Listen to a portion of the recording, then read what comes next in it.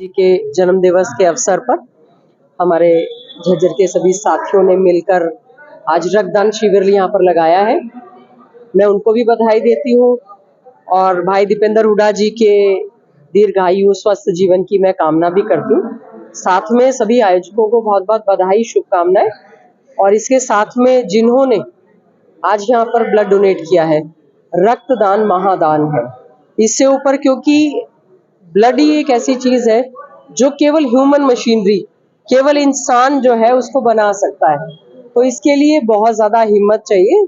जितने भी हमारे ब्लड डोनर्स हैं, मैं उनको भी बहुत बहुत बधाई देती हूँ। इसके अलावा अभी मैं देख रही थी कि बहुत सारे साथी ऐसे हैं जो कि यहाँ पर ब्लड देने के लिए आए हैं, वो पहुंचे हैं, लेकिन यहाँ पे जो है ये कहा गया है कि कैपेसिटी क्योंकि 125 के करीब थी, इसके बाद नहीं। जो भी हौसला करके आया, मैं उनको बधाई देती हूँ। आज के समय में कई बार ऐसे इंसिडेंट्स हो जाते हैं जिसमें पता नहीं चलता है कि किसका क्या ब्लड ग्रुप है एक्सीडेंट केस में भी। तो मैं अभी वही चेक कर रही थी कि कुछ रेयर ग्रुप है, A+ है, ओ पॉजिटिव है, A- भी बता रहे हैं आया है। और इसमें क्या है कि बहुत सारे लोग ऐसे हैं जिनको कि अपना होमोग्लोबिन नहीं पता या उनको अपना ब्लड ग्रुप नहीं पता, तो उसकी भी जांच है। और इस अवसर पर मैं सभी को बहुत बहुत बधाई, शुभकामनाएं देती हूँ। मुख्यमंत्री जी का आज बयान आया है कि किसी का आरोप लगाने से कोई दोषी नहीं होता। कहीं ना कहीं खेल मंत्री का बचाव करते नजर आ रहे हैं। देखिए, भारतीय जनता पार्टी जो है केवल नामकरण में और नारे देने में विश्वास करती है, नारों की हमेशा एडवोकेसी करती है। मैं समझती हूँ इसमें बेटी बचाओ बेटी पढ़ाओ का नारा देना और एक बेटी धक्के खाती फिर रही है, वो एक फरियाद लेकर हर जगह जा चुकी है और उसके बावजूद भी केस रजिस्टर हो चुका है। केस रजिस्टर होने के बावजूद भी पद से बर्खास्त करने की बजाय प्रदेश के मुखिया मुख्यमंत्री, जिनको की बेटियों को बचाने का आह्वान हमेशा करते हैं कि देश के प्रधानमंत्री ने हरियाणा की धरती से किया, तो मुख्यमंत्री जी इस तरह से मंत्री का बचाव कर रहे हैं। बल्कि उनको तुरंत प्रभाव से, जैसे ये मामला आया था, मंत्री को अपने पद से बर्खास्त करने का काम करना चाहिए था। जिले में किसी भी सरकारी हॉस्पिटल में फिजिशियन नहीं है। आपने भी विधानसभा में ये मुद्दा उठाया था।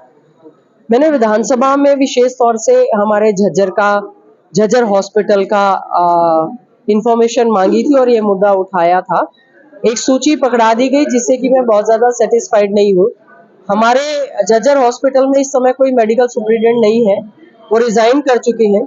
4 फिजिशियन की पोस्ट थी, चारों के चारों रिजाइन कर चुके हैं। पेडिट्रिशियन थे बच्चों के जो देखते हैं, वो रिजाइन कर चुके हैं। झज्जर में क्या पूरे हरियाणा में इस समय शॉर्टेज ऑफ डॉक्टर्स भी है, शॉर्टेज ऑफ पैरामेडिक स्टाफ भी है। और हमारे जो MBBS के एडमिशन के लिए नीट के छात्र जो कि मेरिट में आए थे, बॉन्ड पॉलिसी को लेकर वो धरना प्रदर्शन करते रहे करीबन 2 महीने से ज्यादा।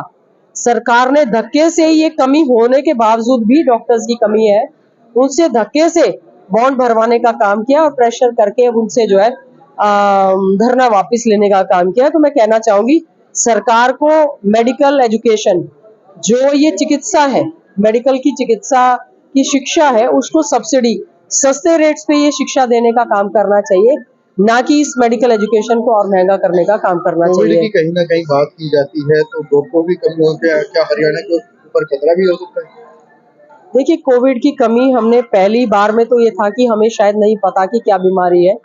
दूसरे फेज में ऑक्सीजन की कमी की वजह से लोगों को हमने दम तोड़ते हुए देखा, दवाइयों की कालाबाजारी होते हुए हमने देखा, मेडिकल किट या दूसरी दवाइयों की, नकली दवाइयों की कंपनियां जो आ गई, प्राइवेट हॉस्पिटल्स ने भी इस चीज का, क्योंकि बीजेपी का नारा है अवसर में बदलते हैं हर चीज को, आपदा को अवसर में बदलो। तो आपदा को अवसर में बदलते हुए उन्होंने जहां लोगों से ज्यादा चार्जेस लिए दवाइयों के, हॉस्पिटल्स में सुविधाएं नहीं दी। आज भी देश दुनिया में यह चर्चा है कि कोरोना की कहीं ना कहीं कोई लहर आ सकती है, तो उसके लिए सरकार को तुरंत प्रभाव से जितनी भी वैकेंसीज हैं डॉक्टर्स की भर्ती करनी चाहिए, पैरामेडिक्स की भर्ती करनी चाहिए, ऑक्सीजन प्लांट हमारे रनिंग पोजीशन में हो वो देखना चाहिए, और जितने भी सुविधाएं देने की बात होनी चाहिए वो करने का काम करना चाहिए।